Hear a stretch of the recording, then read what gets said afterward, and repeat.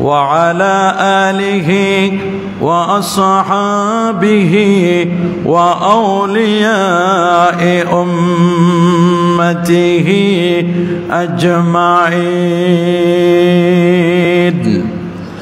أما بعد فقد قال الله تعالى في كلامه القديم: أعوذ بالله من الشيطان الرجيم. بسم الله الرحمن الرحيم. يريدون ليطفئوا نور الله بأفواههم والله متم نوره ولو كره الكافرون. صدق الله العظيم وصدق رسوله النبي الكريم. إن الله وملائكته يصلون على النبي يا أيها الذين آمنوا صلوا عليه وسلموا تسليما. الله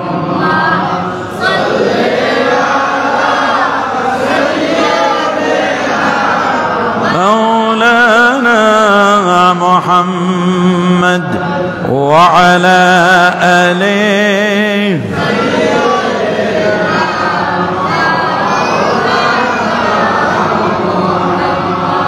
আরেকটু জোরে জোরে মাহাব্বতে পড়ুন আল্লাহুম্মা সাইয়্যিদিনা মাওলানা মুহাম্মদ وعلى آل سيدنا.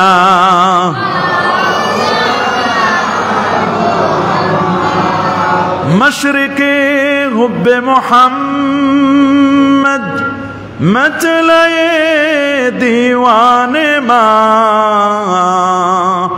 مطلع خورشید عشقاش سینه سوزان ما بلغ العلا كشف الدجى بجماله حسنت جميع خصاله صلوا قدموں میں مصطفیٰ کی میرا مزر ہوتا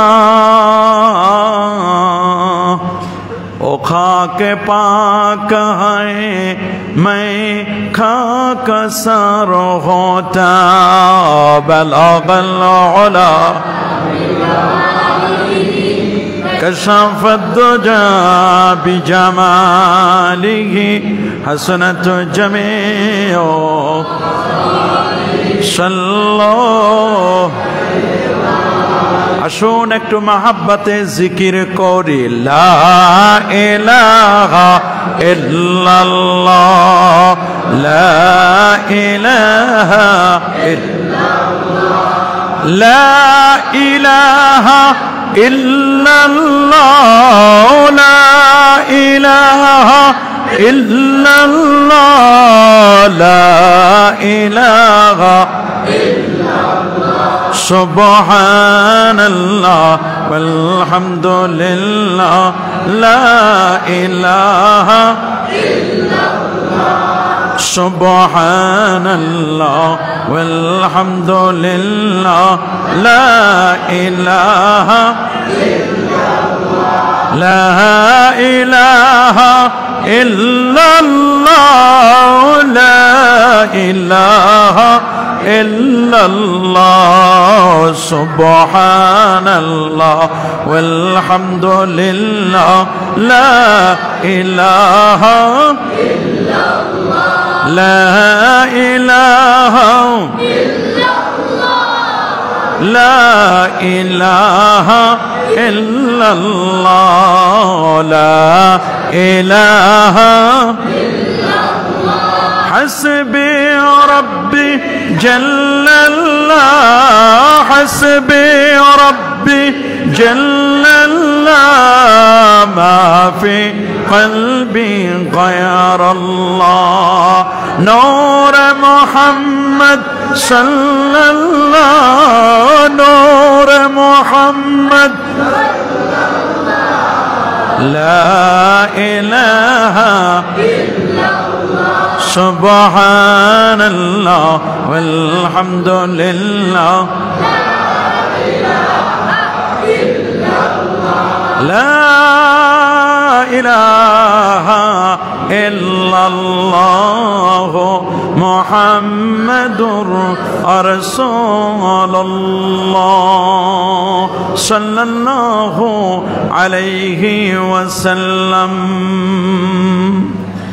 হাজারাত উলামায়ে কেরাম শ্রদ্ধাভাজন মুসল্লিয়ানে ইজাম আপনাদের সকলকে অন্তরের অন্তঃস্থল থেকে জ্ঞাপন করছি মোবারকবাদ সবটুকুন শুকরিয়া সবটুকুন প্রশংসা সে মহান রব্বে করিমের দরবারে যিনি আজকের এই পবিত্র জুমার দিনে জুমার নামাজ আদায়ের লক্ষ্যে পৃথিবীর শ্রেষ্ঠতম জায়গা আল্লাহর ঘর মসজিদে আসার ও বসার তার দরবারে সাজদা করবার মস্তক অবনত করবার সুযোগটুকু এনায়েত করলেন কালিমাতুশ শুকর আদায় করে আমরা সবাই একবার পড়ছি আলহামদুলিল্লাহ লাখ কোটি তার চার অনেক অনেক গুণ বেশি দরুদ আর সালাম পেশ করছি আল্লাহর সৃষ্টির প্রধান আকর্ষণ কুল কায়নাতের নবী আকা মাওলা তাজদার মদিনা সুলতান মদিনা শামসুদ্দোহা বদরুদ্দোজা নূরুল হুদা সাহিব কাব কৌসাইনে আও আদনা ও রাসূলুস সাকালাইন ইমামুল হারামাইন ইমামুল কিবলাতাইন ইমাম জাদ্দুল হাসান ওয়াল হুসাইন রাদিয়াল্লাহু তাআলা আনহুমা আফতাব নবুওয়া শাহনশাহ রিসালা নূরি মুজাসসাম হুজুর আকরাম নূরুন আলা নূর হাবিবুনা শফিউনা কুদওয়াতুনা মুরশিদুনা মুহাম্মাদুর রাসূল সাল্লাল্লাহু আলাইহি ওয়াসাল্লামের পর বিনা দরখাস্তে যে নবীর উম্মত হতে পেরেছি সে নবীর আদর্শগুলো বাস্তব জীবনে তার সুন্নাহগুলোকে প্রতিপালন করতে পারছি আসুন আরেকটি বার সবাই সুউচ্চ আওয়াজে পড়ে নিচ্ছি আলহামদুলিল্লাহ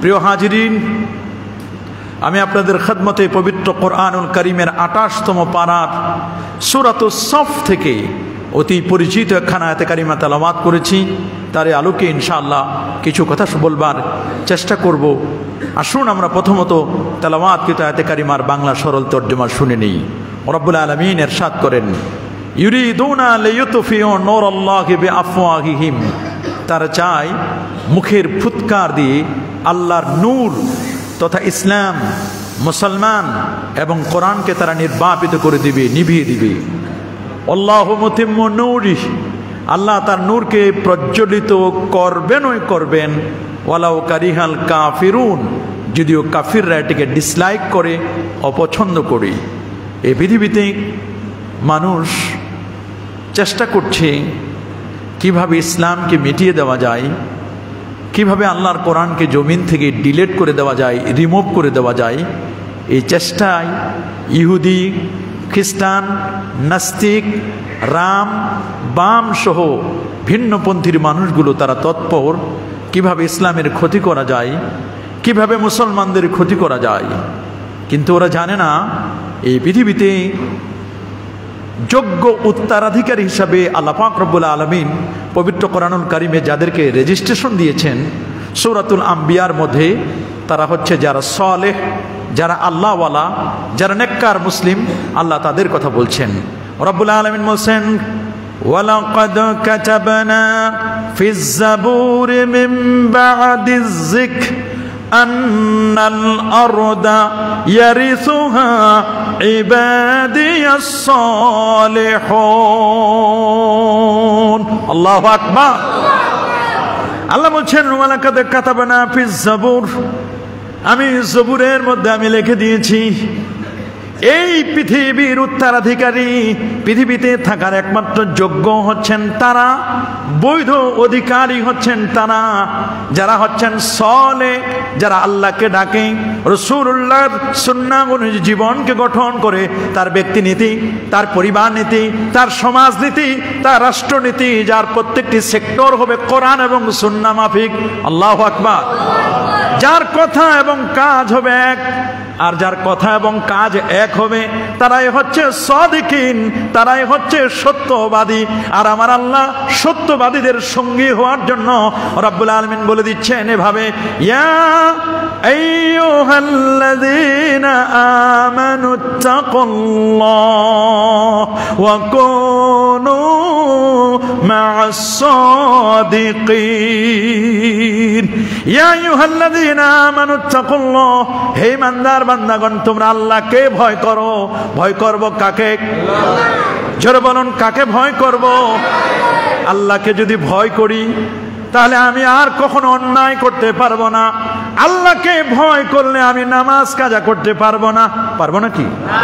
আল্লাহর ভয় যদি আমার হৃদয় গহীনে থাকে, আমি কখনো আমার ভাইকে কষ্ট দিব না, কারো প্রতি জুলুম করব না, আমার প্রতিবেশীকে কষ্ট দিব না, আমার বোনের সম্পদ, আমার সন্তানের সম্পদ, আমার ভাইয়ের সম্পদ আমি কখনো কুক্ষিগত করব না। বাবারে, এটা বুঝবার জন্য, এটি উপলব্ধি করবার জন্য দুনিয়া দুনিয়া দুনিয়া বলে আমরা পাগল হয়ে যাই। দুনিয়া থেকে শেষ হয়ে গেলে বুঝবেন দুনিয়াটা কি জিনিস। যদি কোনো মরা লাশ একবার যদি ছুঁয়ে দেখেন, তখন দুনিয়ার স্বাদ মেটে যাবে। তাতেও যদি না হয়, তাহলে মাঝে মধ্যে চেষ্টা করবেন কোন লাশকে গোসল দেবার জন্য। লাশটাকে যখন গোসল দিবেন, তখন মনে হবে আপনি কত বড় ক্ষমতাবান, সবগুলো নিঃশেষ। একটা লাশ মরার পরে মানুষ কত অসহায়, এটা বোঝা যায় যখন কোন লাশকে আপনি গোসল দিবেন। আরো আপনার জন্য বুঝতে যদি কষ্ট হয়, আরো সহজেই বুঝবেন যদি কখনো কোনো আত্মীয় স্বজনকে সুযোগ পান, কবরে একটু নামবেন, নামার পরে কবরে রাখবেন, রাখার পরে যখন মুখটা শেষ দেখা দেখবেন, কবর থেকে যখন উঠে আসবেন, তখন মনে হবে দুনিয়াটা কেমন। তখন মনে হবে ক্ষমতা, অর্থ লিপ্সা, জুলুম নির্যাতন যে করেছি, এটার স্বাদটা বুঝবেন। দুনিয়া দুনিয়া দুনিয়া করে পাগল হয়ে যাচ্ছি রে বাবা। তখন বোঝা যায় দুনিয়াটা কত তুচ্ছ। আল্লাহর ভয় থাকতে হবে। কি থাকতে হবে বাবা? বলেন না, কি থাকতে হবে? সাধারণ ভয় না। আল্লাহ বলছেন, ইয়া আইয়ুহাল্লাযীনা আমানুত্তাকুল্লাহা হাক্কা তুকাতিহি ওয়া লা তামুতুন্না ইল্লা ওয়া আনতুম মুসলিমুন। আল্লাহ বলছেন, ইয়া আইয়ুহাল্লাযীনা আমানুত্তাকুল্লাহ, হে ইমানদার বান্দাগণ, তোমরা আল্লাহকে ভয় করো। হাক্কা তুকাতি, ভয় করার মতো ভয়। কিসের মতো ভয়? ভয় করার মতো ভয়। তুমি পূর্ণ মুসলমান না হয়ে মরো না। জিজ্ঞেস করে দেখি আমি কি প্রকৃত মুসলমান হতে পেরেছি কিনা। আল্লাহু আকবার। আর দুনিয়া সিজনুল মুমিন। ওরে বাবা, দুনিয়াটা মুমিনের জন্য জেলখানা। বলেন না, দুনিয়াটা মুমিনের জন্য কি? ওয়া জান্নাতুল লিল কাফিরিন, কাফেরদের জন্য দুনিয়াটাই হলো জান্নাত। আজকে সকালবেলা বুখারী শরীফের একটা হাদিস পড়লাম, চোখের পানি রাখতে পারি না, অবাক হয়ে গেলাম। আমার নবী কুল কায়নাতের মাখলুকাতের মধ্যে শ্রেষ্ঠ হলেন আমার নবীজি। নবীর কন্যা হযরতে ফাতিমা রাদিয়াল্লাহু তাআলা আনহা, হযরত আলীর কাছে রাসূলুল্লাহ মেয়েটার বিয়ে দিয়েছেন চাচাতো ভাই, রাসূলুল্লাহর চাচাতো ভাই। একদিন বাসায় আসলেন, নবী বাসায় নেই। শুনেছেন কতগুলো সম্পদ, চাকর বাকর এগুলো এসেছে, গনিমতের মাল হিসাবে পাওয়া গেছে।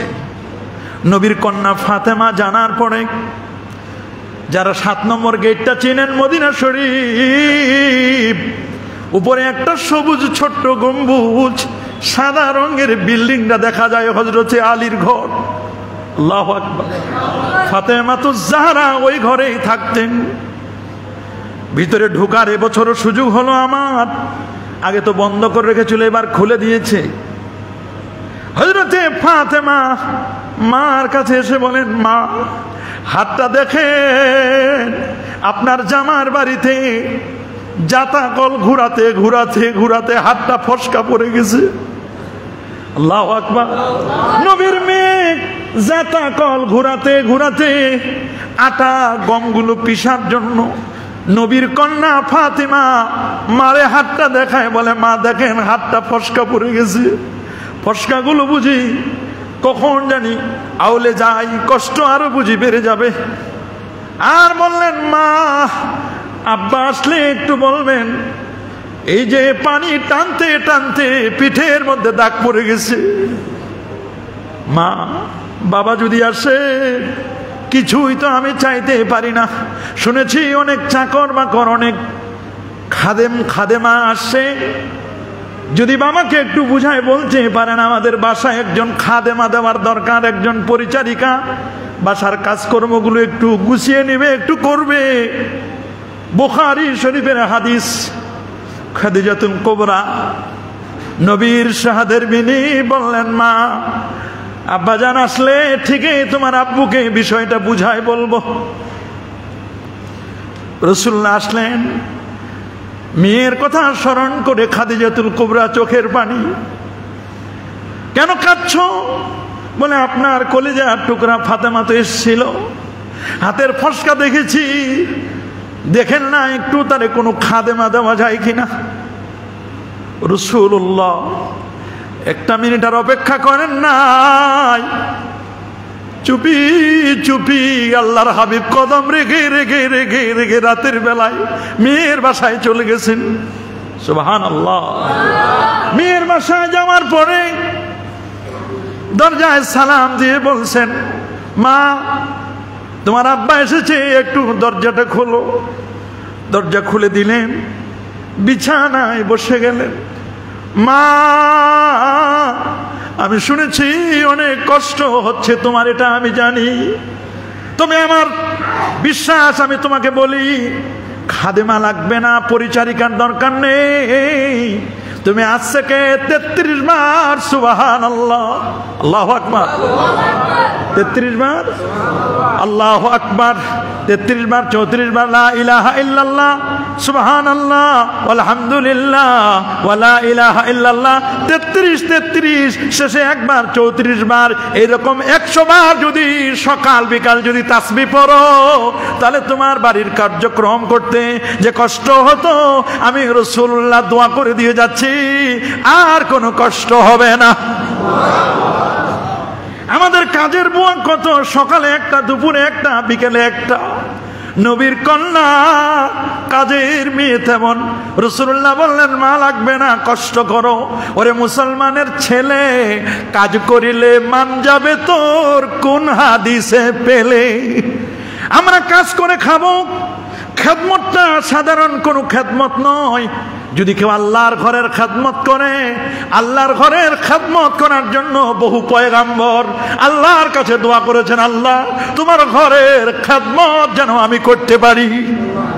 আল্লাহর ঘরের খেদমত সবার ভাগ্যে জুটে না, সবার নামগুলো প্রস্তাবে আসে না, আসে নাকি? ইব্রাহিম নবী ছিলেন আল্লাহর ঘরের খাদেম, চিন্তা করলেন বাবা খাদেম, ছেলেটাও যেন খেদমত করতে পারে।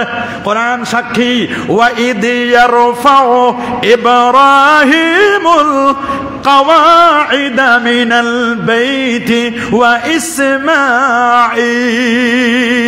পড়েন আমার সাথে, রব্বানা, পড়েন না, রব্বানা তাকাব্বাল মিন্না ربنا إنك أنت السميع العليم কাবা ঘরের পুনরায় সংস্কার করার জন্য ইব্রাহিম নবী কাবা ঘরের ওয়ালগুলো উঠাচ্ছিলেন। আল্লাহু আকবার। চিন্তা করলেন আমি বাবা হিসেবে কাজ করব, সন্তানরা দেখে থাকবে তা নয়, সন্তানটাও মশলা আগায় দেয়, কুন্নিগুলো আগায় দেয়, বাবা নেন আপনি পাথরগুলো আগায় দেন, ছেলে হিসাবে আমি আপনার এই কাজে আল্লাহর ঘরটা বিনির্মাণের জন্য আল্লাহর ঘরের খেদমতটা বাবা আমি আপনার সাথে আমি একটু করতে চাই। আল্লাহু আকবার। নবী দাউদ আলাইহিস সালাম আল্লাহ এত পাওয়ার দিয়েছিলেন দাউদ নবীকে। কোন নবী? নবী দাউদ আলাইহিস সালাম এত পাওয়ারফুল নবী, লোহাটা হাত দিয়ে ধরলে মোমের মতো গলে যেত, লোহা হাত দিয়ে ধরলে মোমের মতো গলে যেত, আয়রন লোহার এই কাজগুলো করেছিলেন হযরত দাউদ আলাইহিস সালামকে আল্লাহ মুজিজা দান করেছিলেন। দাউদ নবীর ছেলে হযরতে সুলাইমান আলাইহিস সালাতু ওয়াস সালাম তিনিও চাইলেন আল্লাহর ঘর নির্মাণ করে আল্লাহর ঘরটার একটু খেদমত করবেন, ঘর নির্মাণ করবেন। ঘর নির্মাণ করে এটা ভালো কাজ, মসজিদের খেদমত করা সবাই করতে পারে না। আল্লাহ বলেন ইন্নামা ইয়া'মুরু মাসাজিদাল্লাহি মান আমানা বিল্লাহ। আল্লাহ তাআলা তাকিদ দিয়ে বলছেন ইন্নামা ইয়া'মুরু মাসাজিদাল্লাহ, নিশ্চয় কেবলমাত্র একমাত্র আল্লাহর ঘরের তামির, আল্লাহর ঘরের ইবাদত, আল্লাহর ঘরের খেদমত, আল্লাহর ঘরের আবাদ করতে পারে কেবল তারাই। প্রথম কন্ডিশন হলো আল্লাহর ঘরের তামির করবে, আল্লাহর ঘরের খেদমত করার জন্য প্রথম কন্ডিশনটা হলো ইমানদার হতে হবে। বলেন বাবা। 2 নম্বর আমার আল্লাহ বলেন তুমি যদি আমার ঘরের খেদমত করতে চাও তাহলে 2 নম্বর কন্ডিশন হলো তুমি খেদমত করতে হলে তোমাকে হতে হবে নামাজি। কি হতে বাবা? কিন্তু দুঃখজনক হলেও সত্য, বহু মসজিদে আমার যাওয়া হয়েছে, ঢাকা শহরে খুব বেশি মসজিদ পরিবর্তন না হলেও মোটামুটি এইটা দিয়ে 3টা মসজিদ। কয়টা? প্রথম শ্যামলী, এরপরে মগবাজার, মগবাজার থেকে এখানে আল্লাহর মেহেরবানি কোনো মসজিদ থেকে আল্লাহর রহমতে আমাকে বিদায় করার লাগে না, আমি নিজেই বিদায় নিয়ে ছুটি নিয়ে এসেছি। আল্লাহু আকবার। এটা কোনো ক্রেডিট না, ক্রেডিট না, ক্রেডিট না কখনো। এরা তো আমাকে এই মসজিদে যখন আনছেন, এখানের একদল কমিটির ভাইয়েরা তারা আমি যে মসজিদে নামাজ পড়াতাম সেখানে গিয়ে ওরা ওয়াজ নসিহত শুনে একেবারে সিক্রেটলি তারা ওইখান থেকে জোর করে এনেছে। যারা দায়িত্বশীল ছিলেন তারা বলছিলেন যে হুজুর ঢাকা শহরে আমাদের আশপাশে নামাজ পড়াইতে পারবেন না। আমি বললাম আচ্ছা আশপাশে পড়াবো না, অনেক দূরে পড়াবো। কই আপনি আশপাশে গেলে তখন মুসল্লি সব নিয়ে যাবেন, আপনি এটা আপনার দরকার নাই হুজুর, আপনি একটু দূরে পড়ায়েন। এটা ক্রেডিট না, এটা বলছি অনেক মসজিদের খাদেম, অনেক মসজিদের যারা খেদমত করে তাদেরকে দেখছি, এক সেক্রেটারি ছিল, নাম বলবো না, এক মসজিদের সেক্রেটারি খাদেমদের দ্বারা সিগারেট আনাইতো। জোরে বলেন না নাউজুবিল্লাহ। আমি যখন বাধা দিলাম আমি বললাম এই অসম্ভব, ইম্পসিবল। আল্লাহর ঘরের খেদমত যারা করে, আপনি হতে পারেন সেক্রেটারি, আপনি হতে পারেন মসজিদের দায়িত্বশীল, আপনি কখনো এই অন্যায় কাজটা যে করে, অন্যায় যে করে আর অন্যায় যে সয়ে উভয়ে সমান। কথা বলেন না কেন? এটা আপনাকে বুঝতে হবে। অনেকেই মসজিদের খেদমত করে, 5 ওয়াক্ত নামাজ পড়ে না, আছে না? মসজিদের খেদমত করার যোগ্য হলেন তিনি যার 1 নম্বর হলো ঈমান আছে, আকীদাটা যার বিশুদ্ধ, আর মসজিদের খেদমত করতে পারবেন তিনি যিনি মসজিদে এসে আল্লাহর ঘরের নামাজ আদায় করেন। নামাজের খবর নাই, মাসে 1 দিন আসলাম, সপ্তাহে 1 দিন এসে খবরদারি নিলাম, আর মানুষদেরকে 2 পাশ দিয়ে সরাইয়া সরেন সরেন সরেন সরেন 2 পাশ দিয়ে সরাইয়া ঘাড়গুলো ডিঙ্গিয়ে ডিঙ্গিয়ে প্রথম কাতারে এসে যায় নামাজে বসে গেলাম। ফেরেশতারা বলে তোমার এই নামাজ তোমার দিকে ফিরাই দিলাম, তোমার দিকে ছুঁড়ে মারলাম, এই নামাজ রব্বে কারিমের দরবারে, আমার আল্লাহর দরবারে পৌঁছবে না। পৌঁছবে নাকি? জোরে বলুন। এজন্য চিন্তা করবেন, এজন্য আপনাকে চিন্তা করতে হবে শক্তি দেওয়ার মালিক আমার আল্লাহ। বলেন না কে? খেদমত সবাই করতে পারে না। সুদখোর, ঘুষখোর, জালেম এরা কখনো আল্লাহর ঘরের খেদমত করতে চাইলেও এই খেদমত আল্লাহর দরবারে কবুল হবে না। আল্লাহর কাছে সাহায্য চাইতে হবে। বলেন, সাহায্য চাইতে হবে কার কাছে? শক্তি দেবেন কে? এই জন্য আল্লামা কবি রুহুল আমিন খান তিনি বলেছেন, একটি দোয়া আমাদেরকে এভাবে বলছেন, শক্তি দাও খোদা, শক্তি দাও। বলেন তো, শক্তি দাও খোদা, শক্তি দাও, দাও ইমানি শক্তি দাও, শক্তি দাও খোদা, শক্তি দাও, দাও ইমানি শক্তি দাও, দাও ফারুকের আলা হিম্মত, দাও খালিদের মাজুর তাকত, শেরে খোদার জ্ঞান ভান্ডার, শেরে খোদার জ্ঞান ভান্ডার, সিদ্দিকি প্রেম ভক্তি দাও। বলেন, শক্তি দাও খোদা, শক্তি দাও, শক্তি দাও খোদা, শক্তি দাও, দাও ইমানে শক্তি দাও, দূর করে দাও সব ভীতি ভয়। আমাদের হৃদয়ে কোনো ভয় থাকবে নাকি? যারা বলেন, কোনো ভয় রাখা যাবে? ভয় রাখবো কার? কারো রক্তচক্ষু ভয় নয়, ভয় থাকবে কার? আল্লাহকে ভয় করব। দূর করে দাও সব ভীতি ভয়, কর নির্ভীক চির দুর্জয়, হৃদয় মন কর রোশন, ফারানের নূর জ্বালাও জ্বালাও, শক্তি দাও খোদা, শক্তি দাও, দাও ইমানি শক্তি দাও। তাহলে শক্তি চাইতে হবে কিসের শক্তি? আল্লাহর কাছে শক্তি চাইবে, এটা ইমানের শক্তি। বলেন, কিসের শক্তি? ইমানের শক্তি চাও। এই জন্য ইমানের শক্তি চাইতে হবে। মিটাও ধরার সব হাহাকার, খোদাই মিটাও বাতিল খোদার, সব গোলামির ভেঙে জিঞ্জির, কেবল তোমার গোলাম বানাও। গোলাম হব কার? যারা বলুন, গোলাম হব কার? একটা আঙ্গুল আল্লাহকে দেখায়, বলেন আমরা গোলাম হব কার? আল্লাহর গোলাম। কার গোলাম? আল্লাহর গোলাম হব। এই জন্য আল্লাহর গোলাম হলে আল্লাহ তাআলা ওয়াদা দিয়েছেন, বিজয় নিশান তোমার দিনের, সারা দুনিয়ার দিকে দিকে ফের, দাও আবার, দাও গো আবার, কুল জাহানের খিলাফত দাও, শক্তি দাও খোদা, শক্তি দাও, দাও ইমানি শক্তি দাও। আল্লাহর ঘরের খেদমতের জন্য কি লাগবে? বলেন, কি লাগবে? শক্তি দেবার মালিক কে? আল্লাহ। কে দিবেন শক্তি? আল্লাহ পাক রব্বুল আলামিন শক্তি দিবেন।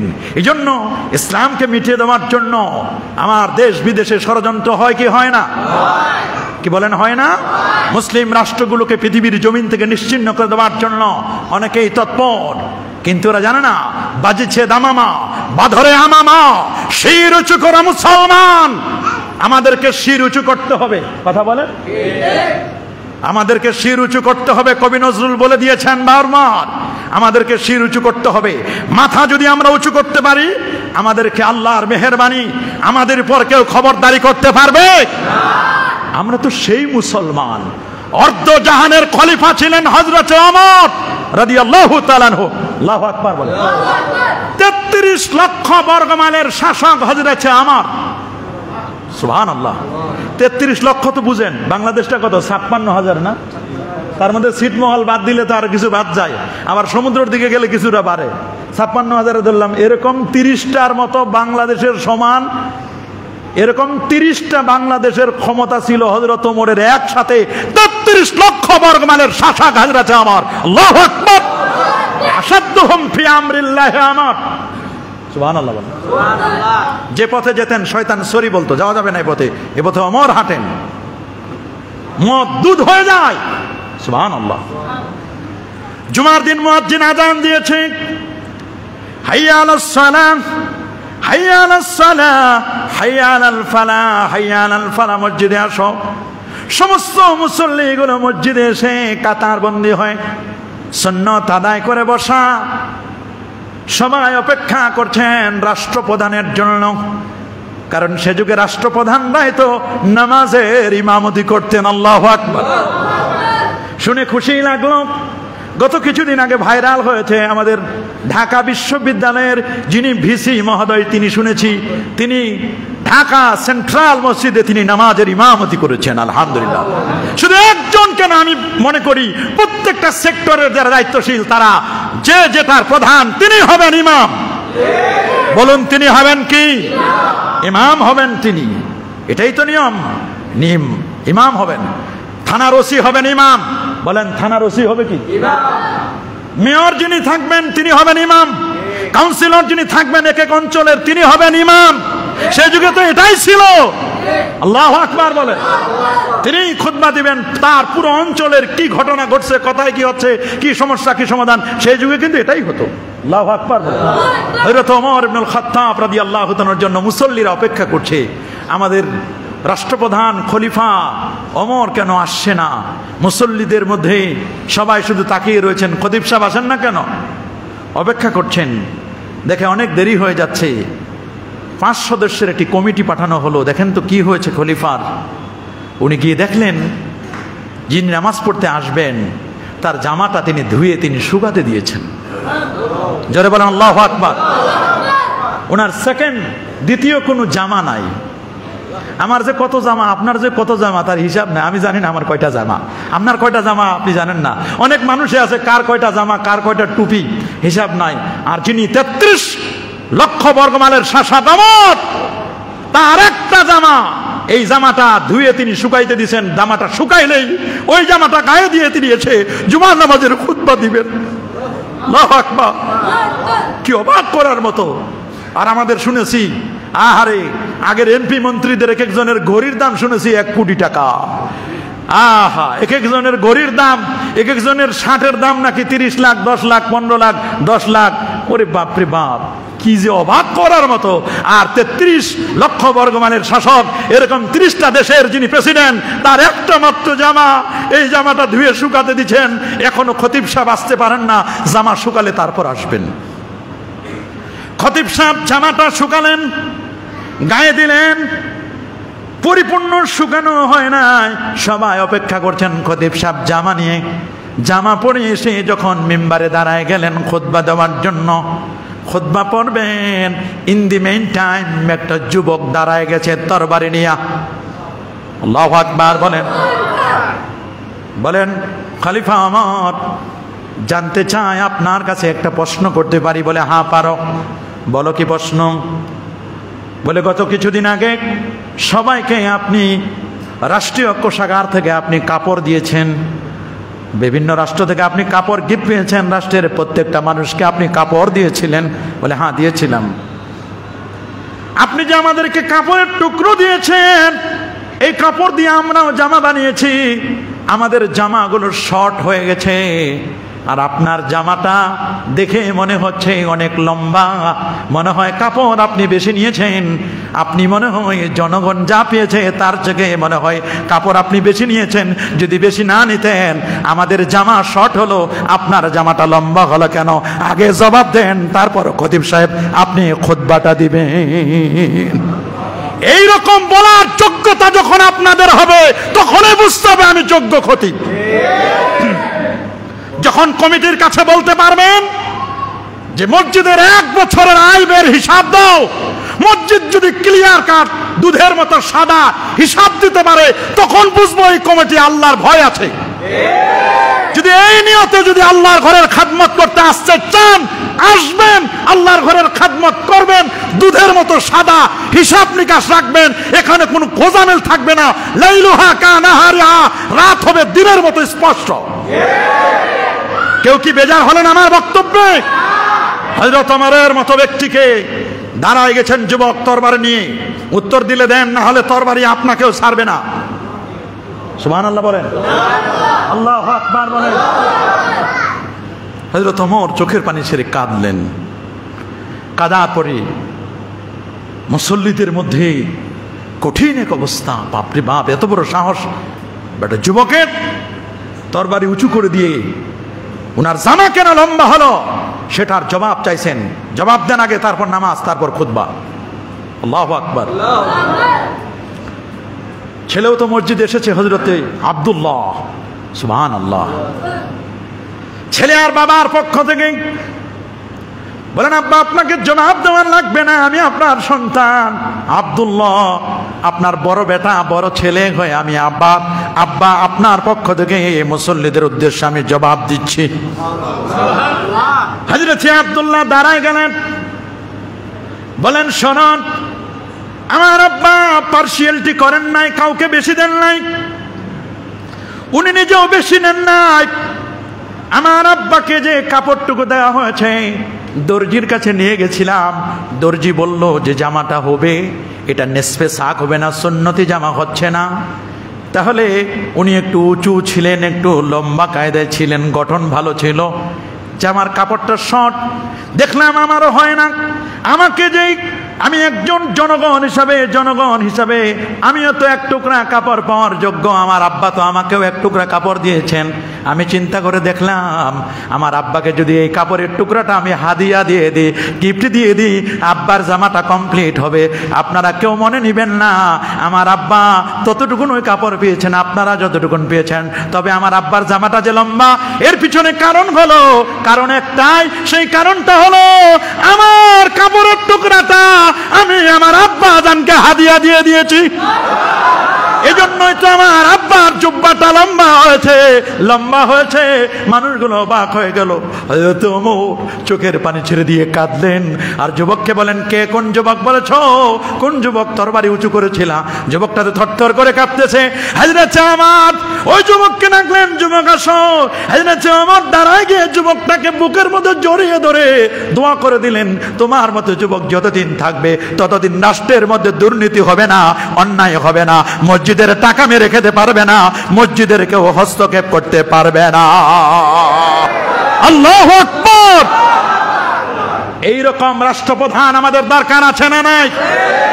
এইরকম মসজিদ কমিটির সভাপতি, সেক্রেটারি, সদস্য প্রত্যেকটা সারা বাংলাদেশের প্রত্যেকটি মসজিদে যদি এরকম যোগ্য ব্যক্তিরা দেয়, আল্লাহর ভয় নিয়ে, ঈমান নিয়ে প্রথম কাতারে যারা নামাজি, যারা ফজরে আসেন, আমি এই আজকে শুধু না, আমি সারা বাংলাদেশের যেখানে ওয়াজ নসিহত দু চারটা করি, আমি বলে দিই মসজিদ কমিটি করবেন ফজরের নামাজের সময়। ওই সময় যারা আসবেন তাদেরকে নিয়ে মসজিদ কমিটি করবেন, দেখবেন অনেকে এমনি ডিসকোয়ালিফাই বাদ পড়ে যাবে। কথা বলেন না কেন? অনেক সাহেব সুহেব তো ফজরের সময় আসতে পারে না। কথা বলেন না কেন? এই জন্য সব, শুধু এই মসজিদের কথা বলছি না, আমি যখনই কোনো জায়গায় বলি যে মসজিদ কমিটি করবেন ফজরের নামাজের সময়, আর হিসাব করবেন 40 দিন ফজরের নিয়মিত আসে কে, যিনি নিয়মিত আসবেন, যার একদিনও কাজা হবে না, এই রকম লোকের দ্বারাই মসজিদের সভাপতি বানান। আরে বাদশাহ কুতুবউদ্দিন কাকি রাহিমাহুল বারি, আল্লাহু আকবার। দিল্লির কোন জায়গা? দিল্লির বড় ওলি ছিলেন আল্লামা কুতুবউদ্দিন কাকি রহমাতুল্লাহ আলাইহি। আল্লামা বখতিয়ার কুতুবউদ্দিন কাকি রহমাতুল্লাহ আলাইহি যার নামে দিল্লির মন্দির, দিল্লির সে বিশাল আছে আপনার কুতুবউদ্দিন মিনার, আল্লাহু আকবার বলেন। কুতুবউদ্দিন বখতিয়ার কাকি যার নামে দিল্লির কুতুব মিনার, আল্লাহু আকবার বলেন। উনি মারা গেলেন, ইন্তেকালের পরে লক্ষ লক্ষ মানুষ জমায়েত হয়ে গেল তার জানাজা পড়ার জন্য। জানাজা পড়াবেন, জানাজা পড়ার আগে, ইন্তেকালের একদিন আগে আল্লাহর ওলি একটা ওসিয়তনামা লিখে দিলেন, বলে যে তুমি আমার ছেলে হিসাবে ওসিয়তনামাটা শুধু পড়ে শোনাই দিবা, আর তোমার কোনো কাজ নাই। কে করবেন ইমামতি? কাফনের কাপড় থেকে একটা ওসিয়তনামা বের করলেন, ছেলে দাঁড়ায় সালাম দিয়ে বললেন, আমার আব্বা বলে গেছেন আজকের নামাজের যিনি ইমামতি করবেন, আমার আব্বার যিনি জানাজার নামাজটা পড়াবেন, আল্লামা কুতুবউদ্দিন বখতিয়ার কাকির জানাজা যিনি পড়াবেন তার কোয়ালিটি হবে, যিনি কোনোদিন যার এক ওয়াক্ত নামাজ বিনা ওজনে জামাতের সাথে যার এক ওয়াক্ত নামাজ কাজা হয় নাই, তিনি, এটা প্রথম শর্ত, তিনি পড়াবেন আমার জানাজার নামাজ। আল্লাহু আকবার। 2 নম্বর শর্ত, রাস্তাঘাটে চলার পথে কখনো কোনো নারীর দিকে লোলুপ দৃষ্টিতে তাকায় নাই, এমন একজন ব্যক্তি পড়াবেন আমার বাবার জানাজা। 3 নম্বর শর্ত বলেছেন, যার জীবনে কোনোদিন আসরের নামাজ কাজা হয় নাই, তিনি পড়াবেন আমার বাবার জানাজার নামাজ। সময় গড়ায় যায়, কেউ আসে না, কেউ আসে না, কেউ আসে না। আসবেন কেমনে? এইরকম অনেকেই তো পাওয়া যাবে না। আল্লাহু আকবার। কেউ ইমাম আসে না, কোন ইমাম আসে না। ওই সময় সুলতান শামসুদ্দিন ইলতুৎমিশ, দিল্লির সম্রাট, তিনি এসে ওই আল্লাহর ওলির কপালে চুমু দিয়ে মুসাফা করে এবার বললেন, আপনি চলে গেলেন, যাওয়ার বেলায় আমি ইলতুৎমিশের আমলগুলো জাহির করে দিলেন। আমি চাই না আমার আমলগুলো কেউ যাক। হাতটা ধরে বললেন, আমি জানাজা পড়াবো, সব কোয়ালিটি আমার মাঝে আছে, এটা আপনি জানেন। দিল্লির সম্রাট হিসেবে এই জানাজায় আমি অংশগ্রহণ করব, এটা জেনেই তো আপনি ওসিয়ত করে গেছেন। তবে আমি আপনার খাদেম, আপনার মুরিদ, আপনার নগণ্য মুরিদ। আমি এটুকু বলে যাই, কঠিন বিপদের সময় যদি আমি মুসিবতে পড়ি, হুজুর বলেন আপনি কঠিন কিয়ামতের ময়দানে আপনি আমাকে সুপারিশ করবেন কি করবেন না? আল্লাহু আকবার। যদি সুপারিশ করেন আমি জানাজা পড়াই দিব, কোনো আপত্তি নাই। এইরকম কোয়ালিটির যদি কখনো পাওয়া যায় রে বাবা, এখন এইরকম কোয়ালিটি খুঁজতে গেলে বাতি চালান দিলেও তো একটা মানুষ পাওয়া বড় মুশকিল। মন্দের ভালো হিসাবে নিয়ে নিতে হবে, মন্দের ভালো হিসাবে নিয়ে নিতে হবে। আল্লাহর ঘরের খেদমত কখনো কি থাকবে না, পরে থাকবে না, পরে থাকবে না কি? দাউদ আলাইহিস সালাম জিনদেরকে লাগাই দিলেন, মসজিদ বানাও, বাইতুল মুকাদ্দাস নির্মাণ করলেন, বিদায় হয়ে গেলেন। ছেলে সুলাইমান আলাইহিস সালামকে বললেন, বাবারে নির্মাণ কাজটা শেষ না করে তুমি যেন তোমার জন্য দোয়া করে দিই, আল্লাহ যেন তোমাকে যেন আল্লাহ যেন তার ঘরটার খেদমত করার তৌফিক দেয়। নবী সুলাইমান আলাইহিস সালাম জীবনের শেষ দিকে জিনদেরকে বেশি জিন সদস্য লাগাই দিলেন। বাইতুল মুকাদ্দাসটাকে সংস্কার করার জন্য কাচের বাক্স বানানো হলো। ওই জায়গায় তিনি ভিতরে ঢুকলেন, একটা লাঠির উপর ভর করে জিনদের কাজগুলো দেখতেছেন। ওই অবস্থায় মৃত্যু চলে আসছে, ওই লাঠির উপর ভর করে দাঁড়ায়া দেখতেছেন। জিনেরা মনে করতেছে উনি সবগুলো দেখতেছেন, অনেক আগেই মারা গেছে। কোরআন সাক্ষী দিচ্ছে, মসজিদ নির্মাণ যেদিন শেষ, ওই দিন হযরতে সুলাইমান আলাইহিস সালাম জমিনে পড়ে গেল। আল্লাহু আকবার। নবীরা খেদমত করেছেন, আল্লাহর ওলিরা খেদমত করেছেন। মসজিদের খেদমত সবার ভাগ্যে জুটে না। সবার ভাগ্যে কি জুটে মসজিদের খেদমত? সবার ভাগ্যে জুটে না বাজান। এজন্য মসজিদের খেদমতের জন্য কষ্ট করতে হবে। কি করতে হবে? সময় দিতে হবে। আল্লাহর জন্য যারা সময় দেয়, আল্লাহ তার সময়ের মধ্যে